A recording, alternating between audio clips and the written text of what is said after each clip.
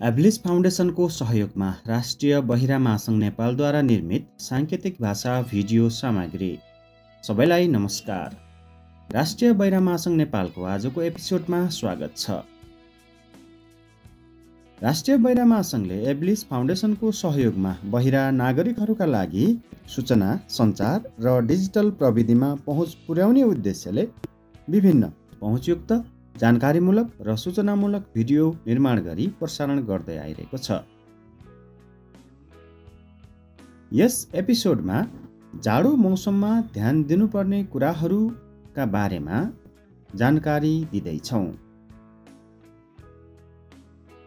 जाडो बढेसँगै धेरै मानिसहरू रुगा, खोकी, फोक्सो तथा पिसाब सम्बन्धी समस्याबाट बिरामी पर्ने गरेका छन्। त्यसैले आजको कार्यक्रममा हामी जाडोमा स्वास्थ्य कसरी जोगाउने भन्ने विषयमा महत्त्वपूर्ण जानकारी प्रस्तुत गर्दैछौँ। कृपया ध्यान दिएर हेर्नुहोला। जाडोको मौसममा ध्यान दिनुपर्ने कुराहरू।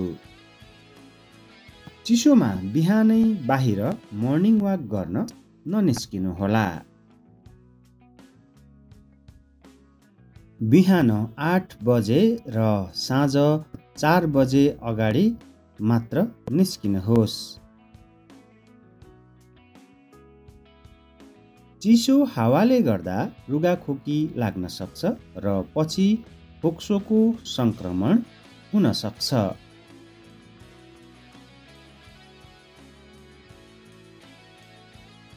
धेरैजना बिरामीहरूमा जाडो छ र पानी पिएपछि धेरै पिसाब लाग्छ भनेर पानी एकदमै कम पिउनुहुन्छ।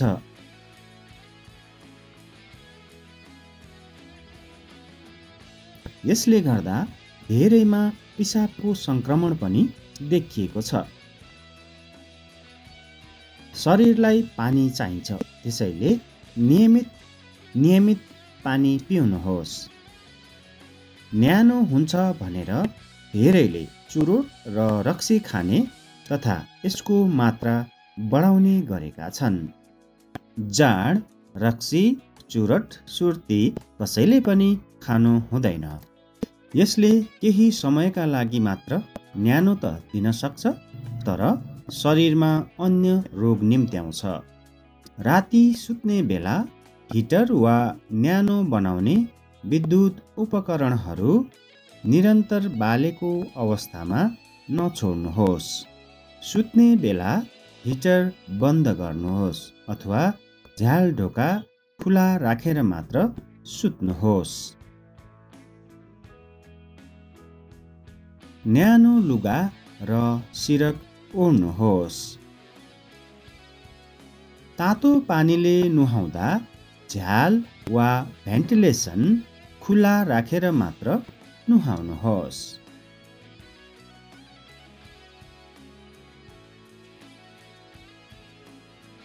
तातो पानीको बाफले नुहाउने कोठा भरिन्छ र सास फेर्न गाह्रो भएर बेहोस हुने सम्भावना हुन्छ। खानेकुरा, पानी र फलफुलहरू मनतातो बनाएर खाने गर्नुहोस्। चिसो खानपिन प्रयोग नगर्नु बिरामी हुने सम्भावना बढी हुन्छ। जाडो मौसममा आवश्यक सावधानी अपनाएमा स्वस्थ रहन सकिन्छ। हाम्रो सानो सावधानीहरूले ठुलो सुरक्षा दिन्छ। यो भिडियो बहिरा महासङ्घले एभलिस फाउन्डेसनको सहयोगमा निर्माण गरेको हो। तपाईहरूले यस भिडियोबाट जाडो मौसममा ध्यान दिनुपर्ने कुराहरूको बारेमा जानकारी पाउनुभयो होला। साथै तपाईले हामीलाई निरन्तर सल्लाह सुझाव पनि दिँदै गर्नुहोला। हामी अर्को एपिसोडमा थप जानकारीमूलक सामग्री लिएर आउने नै छौँ। तबसम्मका लागि धन्यवाद।